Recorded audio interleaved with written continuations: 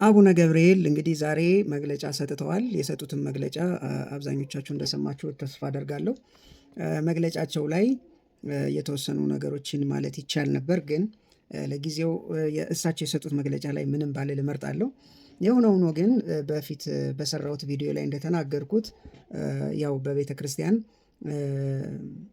ወንጌል ተሰብኮ ወይም እንደዚህ የጌታ ኢየሱስ ክርስቶስ ስም ከፍ ብሎ ማንም በሰላም መኖር አይችልም። እንደገና ሰኞ የወጣ ስም ማክሰኞ አይመለስም። ይቅርታ ጠየቁም አልጠየቁም እንግዲህ የሚፈታቸው ሰው የለም። በቃ እንዴ ጥርስ ውስጥ ገብተዋል። የሚፈታቸው ሰው እንዳለ አላስብም እና በይቅርታ አይፋቷቸውም። ከይቅርታቸው ላይ ራሱ ሌላ ብዙ ነገር የሆኑ ነጥቦችን እንደሚያነሱባቸው የታመነ ነገር ነው። ነገር ግን አቡነ ገብርኤል የተለየ እንደው በቤተ ክርስቲያን የማይታወቅ እንግዳ ትምህርት፣ አዲስ ትምህርት ነው ወይ ያስተማሩት? እንደው ነገረ ድህነት ሲነሳ ስለ ዕለተ ዓርብ፣ ስለ የጌታ ኢየሱስ ክርስቶስ የቤዛነትን ታሪክ ሲያነሱ፣ ስለ መስቀሉ ስራ ሲናገሩ ከዚህ የተለየ ሊናገር የሚችል ሰው ይኖራል ወይ? ችግሩ ያው በቤተ ክርስቲያን እንደዚህ የጌታ ኢየሱስ ክርስቶስ የቤዛነት ስራ እሳቸው በሰበኩበት መጠንና ልክ ተሰብኮ አይታወቅም። ሰምችም አላቅም፣ አይችም አላቅም እውነት ለመናገር በዓመቱ መድኃኔዓለም እንኳን አቡነ መባጽዮን እኩል የሚሰበኩበት ሁኔታ ነው ያለው። በ6 ኢየሱስም አርሴማም ያሉት፣ በ29 ተወለደ፣ ከዛ በዓሉ ሴሬሞኒው ነው ያለው። ለእኛ ክርስቶስ ኢየሱስ ያደረገው ነገር ላይ መቆየት፣ ከዛ ክርስቶስ ባደረገልን ነገር እኛ የሆነውን ነገር መተረክ፣ ለዛ ምስጋና ማቅረብ ያን ያህል የተለመደ አይደለም እና እንግዲህ አባታችን እየተናገሩ የነበሩት ስለ ጌታችን ኢየሱስ ክርስቶስ እና ስለ መስቀሉ ስራ፣ ስለ ቤዛነቱ ነው እና የተናገሩት ነገር ያለ የነበርና በቤተ ክርስቲያኒቱ የሚሰጥ ነው። ለምሳሌ ነገረ ስጋዌ የሚል አንድ መጽሐፍ አለ፣ በማህበረ ቅዱሳን ተዘጋጅቶ ሲሰራጭ የነበረ ነገረ ስጋዌ በቀሲስ ተስፉ እንዳለ የተዘጋጀ መጽሐፍ ነበረ እና እዛ መጽሐፍ ላይ አምላክ ለምን ሰው እንደሆነ በሚል ርዕስ ላይ የሰፈረው ላይ እሳቸው የጠቀሱት ነገር ነው እንዳለ ያለው። ያ ማለት በመላእክት ሰው መዳን አይችልም፣ ሕገ ኦሪትን በመጠበቅ ሰው መዳን አይችልም፣ በመልአክ ሰው መዳን አይችልም፣ አንድ ቤዛ ክርስቶስ ብቻ ነው ሰው ሊያድነው የሚችለው የሚል የታወቀ ትምህርት ነው ያለው። በአቡነ ገብርኤል ሲሆን ምንድን ነው እንደዚህ የሚያበሳጨው የሚያናደውና ድንግል ማርያም ክብሯ ተነካ የሚያስብል ምን እንደሆነ ግልጽ አይደለም። በዚህ መጽሐፍ ራሱ መድሎተ ጽድቅ የሚለው የዲያቆን ያረጋል አበጋዝ መጽሐፍ ላይ ራሱ እዚህ ላይ ጽሑፉን እለጥፍላችኋለሁ። እዛ ላይ ራሱ ሰውን ሊያድነው የሚችለው ማን ነበረ ብሎ ይጠቅስና ነቢይ ነበርን ብሎ ይጠይቃል። ከዛ ስለዛ ሲያብራራ ምን ይላል? ያ ሁሉ የነቢያት ተጋድሎ ይላል። ነቢያት እንግዲህ ተጋድለዋል፣ ተገድለዋል፣ መከራ ተቀብለዋል፣ ብዙ ነገር ሆነዋል። ነገር ግን ያ የነቢያት ተጋድሎ በአዳምና በሔዋን ከተፈጸመው በደልና ያ ካደረሰው ተደራራቢ ጉዳት ሊያድነንና ከሞት ዕዳ ነፃ ሊያወጣን ከእግዚአብሔር ጋር ሊያስታርቀንና ወደ እግዚአብሔር አንድነት ሊመልሰን አልቻለም። እነርሱም የችግሩ ወራሾችና ባለዕዳዎች ስለነበሩ ለእነርሱ መድኃኒት ያስፈልጋቸው ነበር እንጂ እንኳን ለሌላው ሊተርፉ ቀርቶ እራሳቸውን ማዳን አልቻሉ። ይሄ የሚገኘው የት ነው? መድሎተ ጽድቅ መጽሐፍ ላይ ነው፣ ገጽ 89 ላይ ያለው። ነቢያት የቀደሙ አባቶች ራሳቸውን እንኳን ማዳን አይችሉም፣ እንኳን ለእኛ ተስፋ ሊሆኑ አዳኝ ሊሆኑ። እስኪ አባታችንንም ደግሞ ሰምተናቸው እንመለስ። ፍጡር ቤዛ መሆን አይችልም። ይግባችሁ። ቤዛ ማለት ስለሌላ ተላልፎ መሰጠት ማለት ነው። ሚካኤል ቤዛ መሆን አይችልም። ገብርኤል ቤዛ አልሆነም። አብርሃም ቤዛ አልሆነም። የትኛውን ፍጡር ቤዛ አልሆነም። ለዘላለሙ ልጇ ነው ቤዛ። የእመቤታችን የቅድስት ድንግል ማርያም ልጇ የዓለም ቤዛ፣ የዓለም መድኃኒት፣ ለዓለም የተከፈለ ዕዳ በቀራንዮ ላይ የሞትና የኃጢአት መድኃኒት ሆኖ ለእኛ የተሰጠ ልብ በሉ። ስለዚህ የዘላለም ቤዛነትን አግኝተው አንድ ጊዜ ፈጽሞ ነው የሚለው። ስንት ጊዜ ይላል? አንድ ጊዜ ፈጽሞ በገዛ ደሙ ገባ እንጂ በፍየሎችና በኮርማዎች አይደለም። አንድ ጊዜ ፈጽሞ በዛሬው ዕለት በዕለተ ዓርብ የከፈለው ቤዛነት ለዘላለሙ ሲያድንና ሲምር ይኖራል። ሁለተኛ መልአክ ነበርን ብሎ ይጠይቅና ምን ይላል? መላእክት የሰውን ልጅ ከደረሰበት ነገር ሊያድኑት አይችሉም። እነማን? እነ ሚካኤል። በስም ይጠራ ከተባለ ሚካኤል ሰውን ልጅ ሊያድን አይችልም።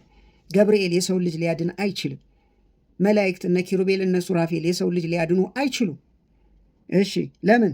ፍጡራን እንደመሆናቸው የፈረሰውን የእግዚአብሔርን ቃልና ያስከተለውን ጉዳት መቤዠትና መመለስ አይቻላቸውም። ስለዚህ ቤዛ ሊባሉ አይችሉም፣ መቤዠትም አይችሉም። ይህ ከፍጡራን አቅም በላይ ነውና ይላል። ይህንን አቡነ ገብርኤል የተናገሩት ነገር ነው።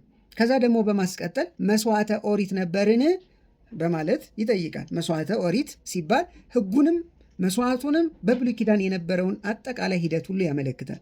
እዚሁ ላይ አስመሬበታለሁ። ምን ይላል? መስዋዕተ ኦሪት የሰውን ልጅ ሊያድነው አይችልም ነበር። መስዋዕተ ኦሪት ሮሜ 14 ላይ ምን ይላል አለ? ሕግ ሲል ብሉይ ኪዳንን በሙሉ ያጠቃልላል። ክርስቶስ ኢየሱስ ነው የሕግ ፍጻሜ።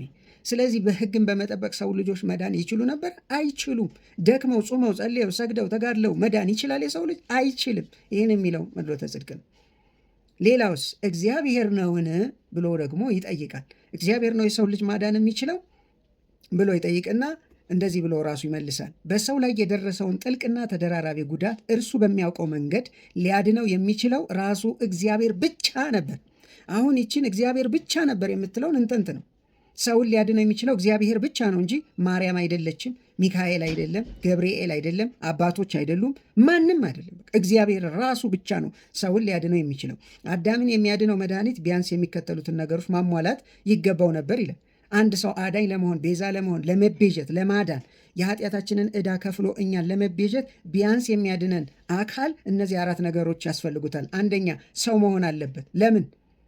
የበደለው ሰው ስለሆነ ሰው መሆን አለበት። እኛን ሊቤዠን የሚችል በእኛ ፋንታ ሞቶ ሊያድነን የሚችለው ምን መሆን አለበት? ሰው መሆን አለበት። ስለዚህ መላእክት ይሄ አይመለከታቸውም። ስለዚህ ከዚህ ውጭ ናቸው ማለት ነው። ሁለተኛ መሞት አለበት። መሞት አለበት። ሊያድነን የሚችለው አካል ሰው መሆን አለበት። ሁለተኛስ መሞት ደግሞ አለበት። ለምን? በበደለኛው ላይ የተፈረደበት ቅጣት ምን ስለሆነ? ሞት ስለሆነ። ለዛ ነው ድንግል ማርያም ቤዛችን አይደለችም የምንለው። ለእኛ አልሞተችም፣ ልትሞትም አትችልም። የእሷ ሞት እኛን ማዳን የሚችል ቢሆን አምላክ ሰው ለምን ይሆናል? እርግጥ ነው እርግጠኛ ነኝ ቤተ ክርስቲያን በቅርቡ ታወግዘዋለች፣ ትለየዋለች፣ የእኔን አይመለከትም ብላ ታስወጠዋለች ብለን ከምናስበው መጽሐፍቶች መካከል ታውቃላችሁ፣ ነገረ ማርያም የሚል መጽሐፍ አለ። እዛ ላይ ለነፍሳት እሞታለሁ ስላለች ወደ ሲኦል የሚገቡትን ነፍሳት ጌታ መጀመሪያ ትሞቻለሽ ይላታል። ቀኗ እንደደረሰ ወደ እሱ የምትሄድበት ቀኗ እንደደረሰ ሲነግራት አንተን ወልጄ እንዴት እሞታለሁ አለችው። ስለዚህ እሱን እሺ ብላ እንደማትሞት ሲገባው ምን አደረገ ይላል? እሱን እግዚአብሔር ልጇ ክርስቶስ በሲኦል ያሉትን ነፍሳት ሁሉ አሳያት። ከዛስ እሷ ልጄ ሆይ ማርልኝ ትለዋለች። አይ ካልሞትሽላቸው በስተቀር እነዚህ በሲኦል ውስጥ ያሉት ነፍሳት ሊድኑ አይችሉም ይላታል። እሷ ደግሞ አይደለም 1 ጊዜ 7 ጊዜ እሞትላቸዋለሁ ባለች ጊዜ እንግዲህ ለኃጥአን እንደሞተች የኃጢአተኞች መድኃኒት እንደሆነች ይነገራል። ማስረጃዎችን ማቅረብ ይቻላል። ስለዚህ ሁለተኛ ምንድን ነው? መሞት አለበት ይሄ ሰው። ለምን? የበደለኛው ቅጣት ሞት ስለሆነ። እዚህ ድንግል ማርያም አልሞተችልንም፣ ስለዚህ ቤዛችን አይደለችም እንላለን። ግን አንዳንዶች ቤዛ ናት የሚሉት ይኸው ለኃጥአን ካልሞትኩ አለች የሚል የነገረ ማርያምን አንዳንድ ልክ ያልሆኑ ትርክቶችንና ተረቶችን በመስማት ነው። ሌላው መሞት ብቻ አይደለም ያለበት፣ ሞትን ማሸነፍ መቻል አለበት። ሞትን ሙቶ ድል አድርጎ መነሳት መቻል አለበት። ትንሣኤ ማረጋገጫ ስለሆነ ሞትን መቀበል መቻልና መሞት ብቻ ሳይሆን ሞቶ ሞትን ድል ማድረግና ማሸነፍ መቻል አለበት። ምክንያቱም ሞትን ድል ማድረግ ካልቻለ እንዲሁ ቢሞት የሟቾችን ቁጥር በአንድ ከመጨመር በስተቀር በመሞቱ ብቻ የሚያስገኝልን ጥቅም አይኖርም ነበር። ስለዚህ መነሳት አለበት። ሞትን ማሸነፍ መቻል አለበት። ድንግል ማርያም ተነስታለች ተብሎ ይታመናል። ግን ሞትን አሸንፋ ነው እንዴ የተነሳችው? አስነሳት እንጂ ተነሳች እንዴ? ኢየሱስ ግን በስልጣንና በኃይል በክብር ነው የተነሳው። ሌላኛው አራተኛው ደግሞ ንጹሐ ባህሪ መሆን አለበት ይላል። ንጹሕ መሆን አለበት። ስለ ኃጢአተኞች ለመካስ ሟች ከበደልና ከኃጢአት ዕዳ ንጹሕ መሆን ይኖርበታል። ለምን? ለእኛ ካሳ ቤዛ ሊሆን ነው። ለእኛ ለኃጢአተኞች ቤዛ ለመሆን እሱ ንጹሕ መሆን ይኖርበታል።